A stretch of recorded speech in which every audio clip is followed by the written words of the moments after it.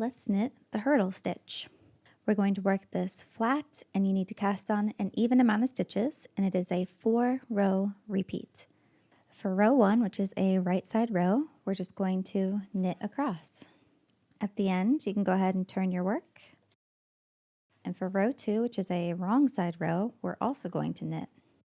And then for row 3, which is a right side row, you're going to work a repeat of a knit 1, purl 1 across. So we knit the first stitch, yarn to the front,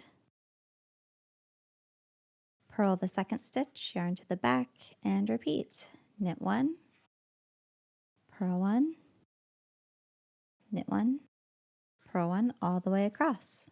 At the end, go ahead and turn your work, bring your yarn around to the back, and you're going to repeat the same thing as row 3. So we're going to knit 1, purl 1 across.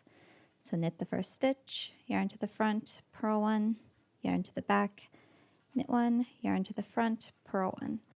And after a few repeats, your stitch should start to look like this. It creates a really fun, almost broken rib texture. There you go. That is how you work the hurdle stitch flat. If you found this video helpful, please give it a like. And if you want to shop my knitting patterns, you can find them on Etsy and Ravelry under the blue mouse.